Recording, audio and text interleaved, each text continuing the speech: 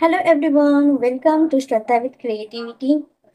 आजच्या व्हिडिओत मी तुम्हाला सांगणार आहे की चा वापर चा वापर कसा करायचा.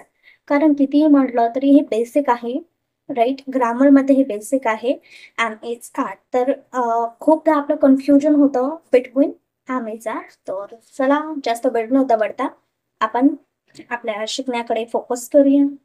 तर चा वापर कधी होतो? चा वापर फक्त होतो आय साठी. कशासाठी होतो? आय साठी. I am a girl, I am a doctor, I am an engineer. आणि जर तुम्हाला अँड द आर्टिकलचं जर माहिती नसेल तर अगदी बेसिक आहे, ही आपल्याला माहीत असायलाच हवं. हे खूप बेसिक आहे. तर माझा एक व्हिडिओ आहे चॅनलवर, तर तुम्ही जाऊन चेक करू शकता या व्हिडिओच्या नंतर. ओके, चला आपण फोकस करूया या विषयावर. सो आय सोबतच आपण चा वापर करतो, नाहीतर करत नाही. Okay. I am a girl आपल्याला माहिती द्यायची असेल, I am a girl, I am a doctor, I am an engineer, I am like whatever you, if you want whatever you want to share about yourself. तुम्ही काय आहात त्याबद्दल तुम्हाला सांगायचं असेल तर आय एम. आय होप तुम्हाला लक्षात आलं असेल. आणि इथचा वापर करता ही, शी, इट बरोबर इटचा वापर करतात. म्हणजे शी इज अ गर्ल, ती एक मुलगी आहे. शी इज अ गर्ल, ती एक मुलगी आहे. ही इज अ बॉय, इजचा वापर करतात. ही इज अ बॉय, तो एक मुलगा आहे. इट इज अ कॅट, ही एक मांजर आहे. ओके. तर म्हणजे सिंग्युलर आणि प्लुरल साठी आरचा वापर होतो.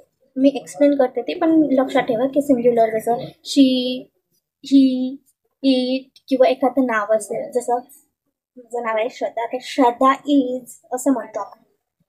श्रद्धा ॲम नाही म्हणू शकत. श्रद्धा ॲम म्हणणार का? नाही, श्रद्धा इज म्हणावं लागेल आपल्याला. ठीक आहे. आपण जरी आपल्याबद्दल बोलत असो तरी पण जर आपण फक्त आय सोबत वापर करू शकतो ॲमचा, अदर दॅन दॅट आपण त्याचा वापर करू शकत नाही. फक्त आय पुरतच ॲम मर्यादित आहे. ओके. तर इथचा वापर होतो शी, ही, इट आणि नावासाठी. म्हणजे लक्षात घ्या की एक वचनासाठी आपण इथचा वापर करतो. आणि आरचा वापर करतो दे आर, वी आर.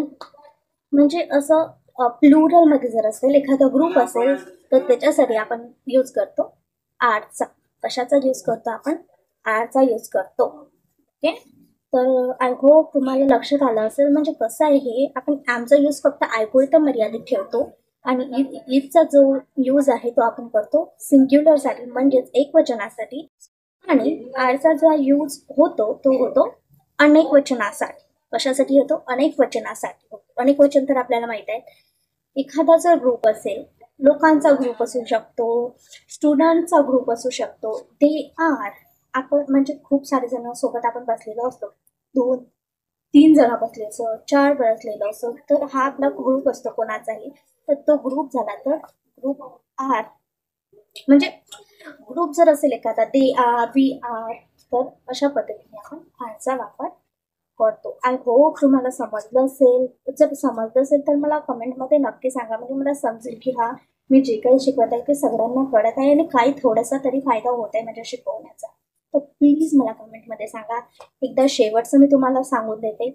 आमचा वापर होतो आय साठी. आय सोबत आपण आमचा वापर करतो, आरचा वापर करतो अनेक वचनासाठी, इजचा वापर करतो एक वचनासाठी. Okay. I hope you like this video. If yes, then you know what to do. Like, share and subscribe my channel. आणि अशाच प्रकारे मला तुम्ही 5 सेंटेन्स बनवून पाठवा ॲमेझॉनवर, आणि मी नक्की चेक करेल आणि रिप्लाय सुद्धा देईल. आणि तुम्हालाही कळेल की ओके, मला हे समजलेलं आहे. आणि रिपीट व्हिडिओ बघा, म्हणजे समजलं नसेल तर. आणि ट्राय टू मेक सेंटेन्सेस. आणि नक्की सांगा मला कमेंटमध्ये कसा होता व्हिडिओ. चलो देन.